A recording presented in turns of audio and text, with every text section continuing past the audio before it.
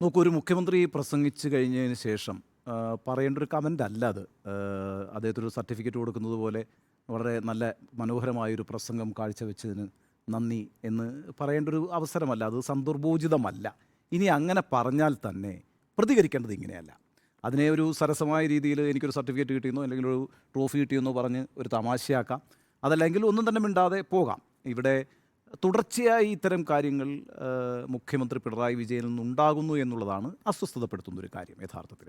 ഇപ്പോൾ കഴിഞ്ഞ ദിവസങ്ങളിലൊക്കെ ഇത്തരത്തിലുള്ള റിപ്പോർട്ടുകളാണല്ലോ വന്നുകൊണ്ടിരിക്കുന്നത്. ഇപ്പോൾ കണ്ണൂരിൽ ഈ മുഖാമുഖം പരിപാടി ആദിവാസി മേഖലയിൽപ്പെട്ട ആളുകളുമായി, ദളിത് മേഖലയിൽപ്പെട്ട ആളുകളുമായി അദ്ദേഹം നടത്തുകയുണ്ടായി. അവിടെ വെച്ച് മാധ്യമങ്ങളോട് പുറത്തു പോകണം എന്നാവശ്യപ്പെട്ടു.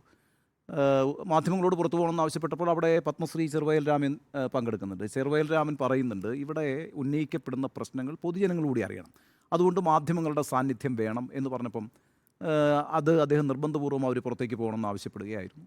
അങ്ങനെ അപ്പോഴും ചെറുവയൽ രാമനാണ് അവിടെ കയ്യടി കിട്ടിയത്. ഇപ്പോൾ ജനങ്ങൾ വേറൊരു രീതിയിലാണ് ഇതിനെ കണ്ടുകൊണ്ടിരിക്കുന്നതെന്ന് അദ്ദേഹത്തിന് വേണമെങ്കിൽ ബോധ്യപ്പെടാവുന്നൊരു സാഹചര്യമാണ്. തൃശ്ശൂർ സാംസ്കാരിക മേഖലയിൽ നിന്നുള്ള ആളുകളുമായുള്ള കൂടിക്കാഴ്ചയിൽ വെച്ചിട്ട് ഷിബു ചക്രവർത്തി അദ്ദേഹം ശാസിക്കുകയുണ്ടായി. എന്തും വിളിച്ചു പറയാമെന്നാണോ വിചാരിക്കുന്നത് എന്നൊക്കെ.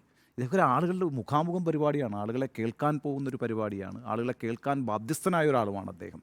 ഇത് പല സമയങ്ങളിൽ ആവർത്തിക്കുന്നുണ്ട്. ഇപ്പം അദ്ദേഹം തന്നെ നേതൃത്വം കൊടുത്ത നവകേരള സദസ്സിൽ വെച്ചിട്ട് കെ ശൈലജയ്ക്കുണ്ടായ അനുഭവം, അതുപോലെ തന്നെ കോട്ടയത്ത് തോമസ് ചാഴിക്കാടൻ എംപിക്ക് ഉണ്ടായ അനുഭവം, അത്തരം അനുഭവങ്ങളൊക്കെ കേരളം ചർച്ച ചെയ്തതുമാണ്.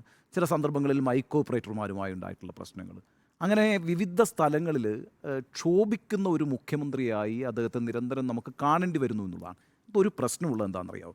ഈ അധികാരമുള്ളവർ ക്ഷോഭിച്ചു കഴിഞ്ഞാലേ നമ്മളൊക്കെ നിസ്സഹായരായി പോകും. ആരും നിസ്സഹായരായി പോകും. കാരണം വെച്ചാൽ ഇപ്പോൾ ഒരു പാർട്ടി സെക്രട്ടറിയോ ഒരു പാർട്ടി നേതാവോ ഒക്കെയാണ് ഇത്തരത്തിൽ എന്തെങ്കിലും പറയുന്നത് വിചാരിക്കുക, ആളങ്ങനെ വെറുതെ അങ്ങ് പോവില്ല. ഇപ്പം നമുക്കിടയിൽ തന്നെ നമ്മൾ തുല്യരായിട്ടിരിക്കുന്ന ആളാണ്. ഞാൻ ഒരാളെ പ്രകോപിപ്പിച്ചാൽ അല്ലെങ്കിൽ ഒരാൾ എന്നെ പ്രകോപിപ്പിച്ചാൽ ഞാനങ്ങനെ വിട്ടുകളയത്തില്ല, നിങ്ങളും വിട്ടുകളയത്തില്ല. നമ്മളൊരു പക്ഷേ ഒരു ഏറ്റുമുട്ടലിലേക്ക് പോകും. ഏറ്റുമുട്ടൽ എന്ന് പറഞ്ഞാൽ ഫിസിക്കലല്ല, അല്ലാതെ നമ്മൾ സംഭാഷണങ്ങളിലേക്ക് പോകും. ഇവിടെ അധികാരിയായ ഒരാൾ ഇരുന്ന് കഴിഞ്ഞാൽ, ഇപ്പോൾ മുഖ്യമന്ത്രിയുടെ പോസ്റ്റിലിരിക്കുന്ന ഒരാൾ ഈ രീതിയിൽ സംസാരിക്കുകയോ അല്ലെങ്കിൽ ക്ഷോഭിക്കുകയോ ഒക്കെ ചെയ്തു കഴിഞ്ഞാൽ ഒരു നിസ്സഹായ അവസ്ഥ രൂപപ്പെടും. അതൊരു നല്ല അന്തരീക്ഷമല്ല. അധികാരികൾ പ്രത്യേകിച്ച് അത്തരത്തിലുള്ള ക്ഷോഭം നിയന്ത്രിക്കുകയും അതിനവർക്ക് അവകാശമില്ല എന്ന് സ്വയം ബോധ്യപ്പെടുകയും വേണം. കാരണം വെച്ചാൽ നമുക്ക് നല്ല സുഖമാണെന്നേ, നമ്മളെ സംരക്ഷിക്കാനായിട്ട് വലിയ പോലീസ് സേനയുണ്ട്, അല്ലെങ്കിൽ അത്തരത്തിലുള്ളൊരു ഭയമുണ്ട്, അധികാരിയോട്ടൊരു ഭയമുണ്ട്. അത് സ്വാഭാവികമാണ്. നമ്മൾ ഈ മുഖ്യമന്ത്രി വരുന്നത് ഒരു ഹെഡ് മാസ്റ്ററായിട്ട് അദ്ദേഹം വരണ്ട, എവിടെയും വരണ്ട. ഞാനൊരു ഹെഡ് മാസ്റ്ററാണ്, എനിക്കിഷ്ടമുള്ളത് മാത്രം സംഭവിച്ചാൽ മതി, എനിക്ക് അലോസരം ഉണ്ടാകുന്നതിനോട് ഞാൻ ക്ഷോഭിക്കും, ഞാൻ കയർത്ത് സംസാരിക്കും, ഞാനത് എവിടെയാണെന്ന് നോക്കില്ല, ആരോടും ഞാനങ്ങനെ പെരുമാറിക്കളയും.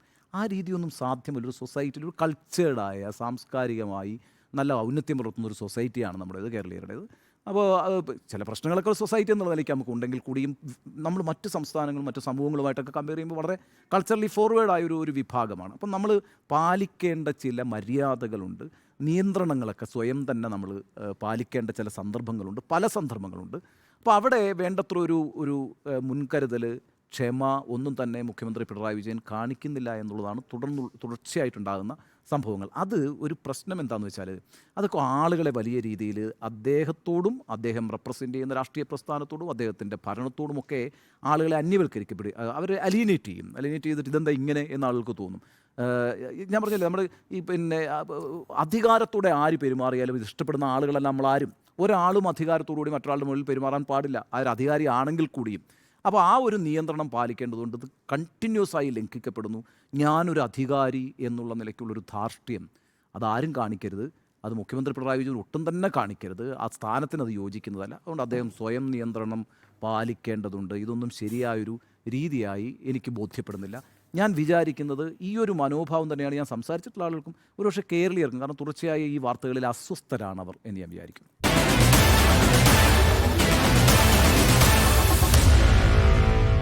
Meet the editors.